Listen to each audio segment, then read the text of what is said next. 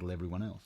I don't think there's any evidence at all to suggest that Pochettino could not handle the big players. He got us to the Champions League final, so he wasn't doing bad. No, I don't think so. But I think you're right. I think Mourinho likes to be the biggest guy in the room, and that there will be clashes between him and the bigger personality players in a way that there probably wasn't under Pochettino, and we know that because that's tended to be what has happened before when Mourinho's been with other clubs. Yeah.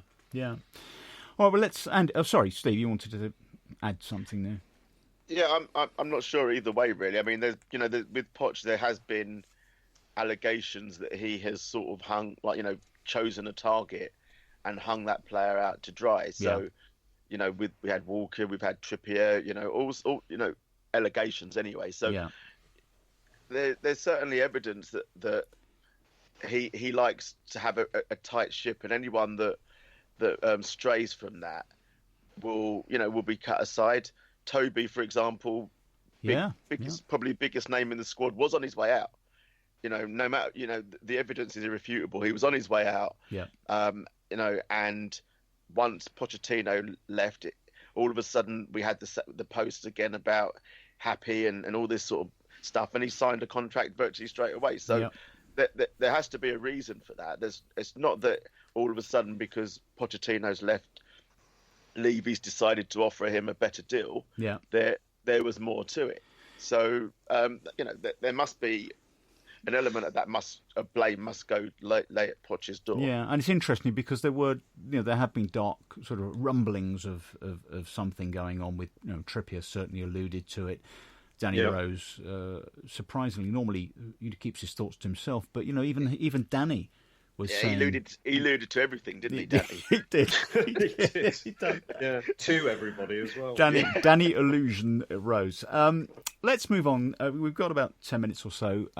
Let's take a long, leisurely look at the next question, really, which is, are we going to win the Champions League? Now, I think the answer is no. But we're playing RB Leipzig on Wednesday. We know that they are... they've come from nowhere. They've only been going about 11 years, but they were heavily backed, have done extremely well. They seem to have an innovative manager, and they are... Am I right in saying they're top, or did Bayern win the other day? I think Bayern won, didn't they? Bayern won.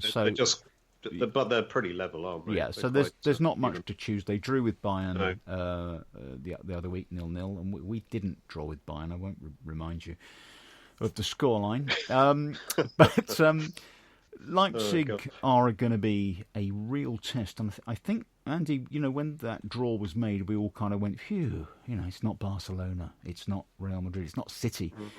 But fuck me, it's Leipzig, and they are not to be taken lightly. No, exactly. But last year we played Dortmund, and Dortmund were in a similar position. Yeah, good point. We took them apart. Yeah. So who can tell? I think we do quite well against.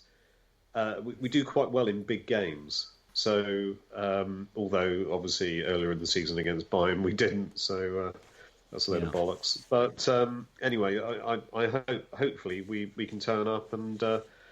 I think we'll play probably a lower block against Leipzig than we did against Villa, and I think we'll try and catch them on the break. I think that will be what it's all about. Yeah, was. Steve doesn't agree. Does he ever? I don't. Well, no, it's not that I don't. It's not necessarily that I don't agree. I just wanted clarification from Andy. Is he saying that we're going to sit in the lower block? So we're not actually going to have any players on the pitch? Is this a new tactic? What do you mean? This is the lower Paxton. Yeah. Bloody cheek. Well, listen. As tactics go, who knows? It might work beautifully. Yeah. Brian, it is a tough old game, but we have in the not too distant past we've talked about how we could get on in the Champions League, and some suggestion on this pod certainly that. In these sort of effectively one-off games, we've got as good a chance as anyone else. We have, and in some ways, I wish we had drawn one of the favourites, to be honest, because exactly as Andy says, I think we turn up better for the big teams. That's why we beat Man City last week. And there's a possibility that if we're playing one of the less fancied teams, that maybe we'll put out a slightly less strong side, as we would if we were playing Bayern Munich or Barcelona. Yeah. The important thing is that we turn up. Yeah. And we are playing, basically, we're a counter-attacking team at the moment. And that's why we struggle against, the Aston Villas of this world, and why we do well against the Manchester Cities of this world. We've got an amazing counter-attack. And maybe the best way to play Leipzig will just get them to come onto us and draw them out and try and catch them on the break, rather than playing a possession game. Well, I was reading today that one of their centre-backs is faster over 10 yards than Usain Bolt was when he set the world record for 100 metres, which is going to cause Dyer some issues, isn't it, if they come up against each other? That is seriously quick off the mark, isn't it? Let's face it. It was. There's no way Dyer's getting on the pitch on Wednesday. Mourinho hasn't totally taken leave of his senses. He gave him game time at the weekend so that he doesn't have to give him game time on Wednesday. Dyer's brief will just be to go and do a couple of warm-ups every so often just to keep him interested, and so that the players on the pitch think that there's a slight chance that they may get substituted. But he's not playing. No, I tend to agree. I mean, for me, I given that we are defensively suspect, then the best form of defence is attack. I'd get Lo Celso, I'd get Ndombele playing, Moura, Sonny, get them all playing, going for. Let's have an old Aussie-style 7-man attack. And I would have Tanganga covering all of the centre-back and right full-back positions because he can. And I think, honestly, I do feel that we've got a shout. I think we could take them over 2 legs and possibly win it away rather than at home overall. Yeah, possibly. Yeah. I think we're probably set up to play away from home. Yeah, absolutely. So that could be interesting. And let's not forget that we weren't fancied for the Champions League last year either. Exactly. And we got to the final. Exactly. So who knows what can happen. And I was there, and but for a ridiculous, Andy, come on, ridiculous handball decision, we'd have won that, right? What, the final? Yeah. Well, it wasn't handball, was it? Of course not. Yeah. Absolute nonsense. We was robbed. Yeah, we were. On which note, Steve's got his hand up. Wants to say something. Yeah. I mean, it's still too soon to be talking about that for me. I can't. Yeah, you're still raw. I can't deal. Yeah. there was some. Did you see? I think it was last week. It might have been last week or the week before. There was some clips going around on Twitter about the final. Yeah. I couldn't watch them. I don't know. I don't understand how people were looking at this going, we were so close. Oh, I didn't remember this bit. I'm like, why the fuck are you watching that shit still? I have not looked. I've not watched any of the highlights. Yeah. Highlights. Well, of course, that clip was showing that Alisson made a series of saves that kept Liverpool in the game. My feeling was that none of those saves, he should make all of those saves, frankly. Yeah, definitely. I have to say, I was at the match and it was desperately disappointing, and I didn't watch it. I couldn't bear to bring myself to look at it until about a couple of months later. What astonished me watching the whole game from beginning to end was how much in control we were. I mean, not just a bit, a lot. We had the ball the whole time. Yeah, Winksy had a good game. Yeah, but we just couldn't. Had no punch up front. Was that not ultimately Poch's biggest downfall? That he felt that we need, to win games, we needed to control games. But as you say, with no threat up front, being in control of the game meant little because we ultimately lost the game 2-0 but we had control of the game. Liverpool don't care that we had control of the game. They scored at the beginning and they scored at the end, and they went home with the trophy. Yeah, so exactly.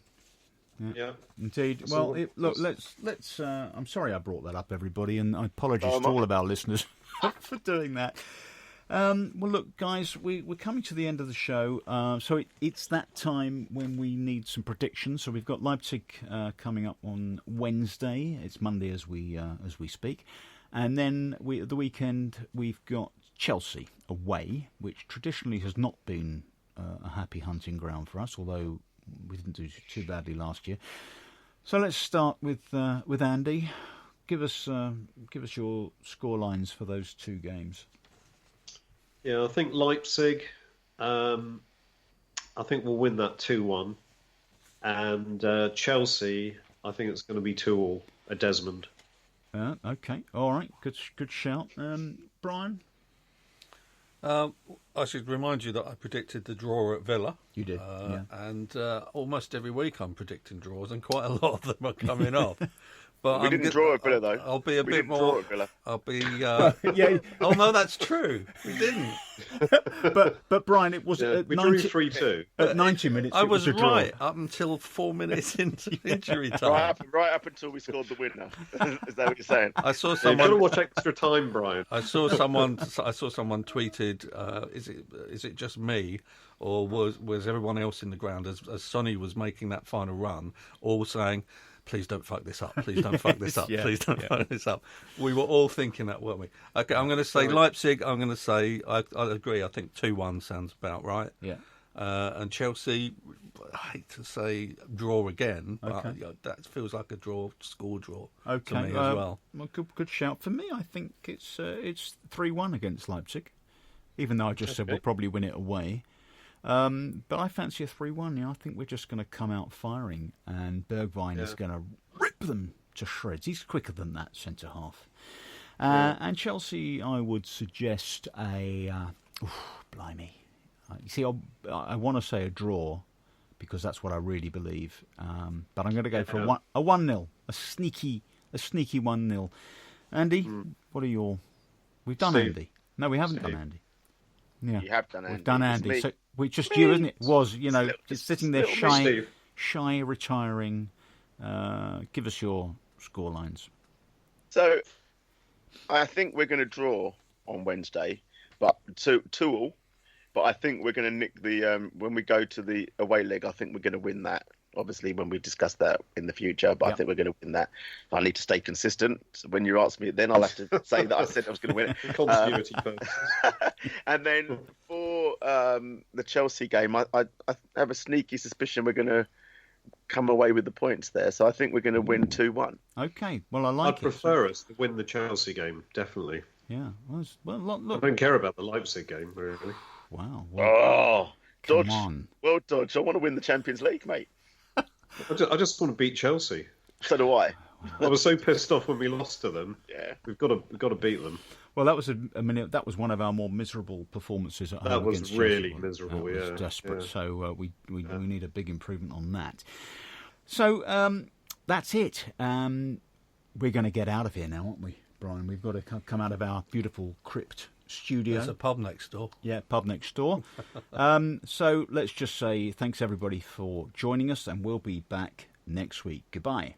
The Far Side podcast was presented by me, Simon Lipson, with Andy Creed, Steve Worrell and Brian Luff. The show was recorded at the Crypt Studios in London. Sound engineer was Dan Tarbuck. Follow us on Twitter at The Varside Pod. And, of course, we are on Facebook and all other platforms. And come to our website, www.thevarside.com.